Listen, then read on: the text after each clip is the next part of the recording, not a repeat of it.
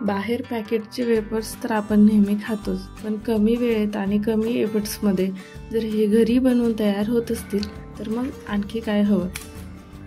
आणि बघा किती कुरकुरीत हे बटाटा वेफर झालेले आहेत.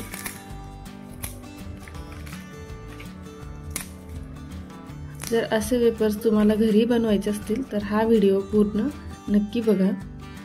नमस्कार, मी अर्चना टेस्टी फूड मराठी चॅनलवर आपल्या सर्वांचं मनापासून स्वागत करते. मुलांना नेहमीची भाजी पोळी खाऊन कंटाळा येतो आणि कधीतरी ते असे बाहेरचं काहीतरी खायला मागतात. मुलांना बाहेरचं खायला नको द्यायचं म्हणून आपण टाळतो. तर त्यासाठी हा बेस्ट ऑप्शन आहे की आपण त्यांना वेफर्स घरी बनवून देऊ शकतो आणि तेही अगदी कमी वेळेत. तर बटाटा वेफर बनवण्यासाठी हे असे गोल आणि मीडियम आकाराचे बटाटे घ्यायचे आणि त्याची साल काढून ते पाण्यात ठेवून द्यायची, ज्यामुळे ते काळे पडणार नाही. आणि सर्व बटाटे सोलून झाले की गॅसवर कढईमध्ये तेल गरम करण्यासाठी ठेवायचं.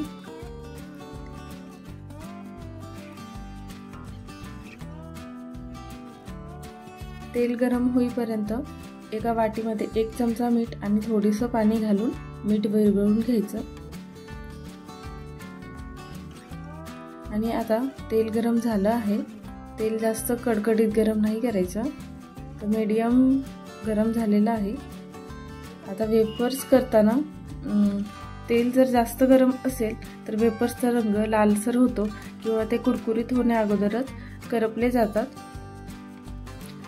आता पाण्यात ठेवलेला बटाटा कपड्याने व्यवस्थित पुसून कोरडा करायचा आणि बटाटा वेफर्स बनवण्यासाठी जो स्लायसर असतो तो घ्यायचा आणि डायरेक्ट तेलामध्ये बटाट्याचे असे स्लाइस करून घ्यायचे.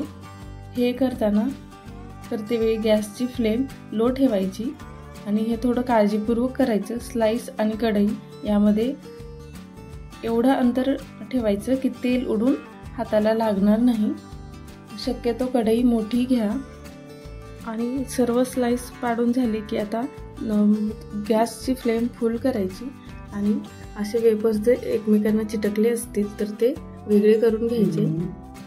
कंटिन्यू असं हलवत राहायचं आणि वेफर्स अर्धवट तळले असतील त्यावेळेस एक अर्धा चमचा मिठाचं पाणी टाकून ते परत असे हलवून घ्यायचे.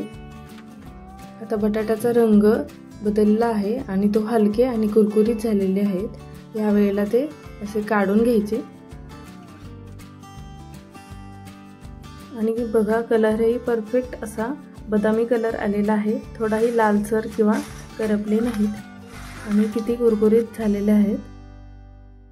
आणि आता परत गॅसची फ्लेम लो करून अजून एक बटाट्याचे वेफर्स बनवून दाखवते. तर हे असं बटाट्याचे स्लाइस परत तेलामध्ये टाकून घ्यायचे. बघा करायला किती सोपे आहेत ना. बटाटा उकडण्याचं टेन्शन ना वाळवण्याचं. जेव्हा आपण बटाट्याची स्लाइस करतो तेव्हा शक्यतो तेल मीडियम गरम पाहिजे. तुम्ही गॅस बंद करा किंवा स्लो केला तरी चालेल. आता सर्व स्लाइस करून झाल्या की गॅस फुल करते आणि हे असं चिटकलेले बटाट्याचे काप वेगवेगळे करून घेते. आणि हे ना कंटिन्यू खालीवर असं हलवत राहायला लागतं, कारण ते करपले जाणार नाहीत किंवा इव्हनली सर्व तळले जातील.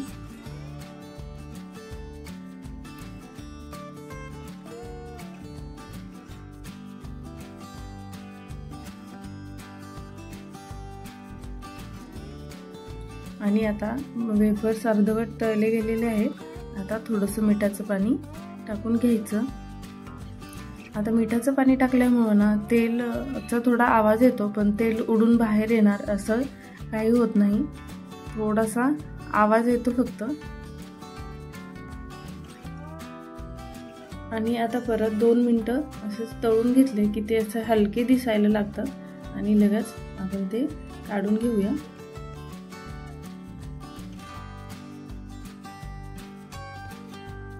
हे वेफर्स ना बाहेर पॅकेट्सचे मिळतात, अगदी तसे झालेले आहेत.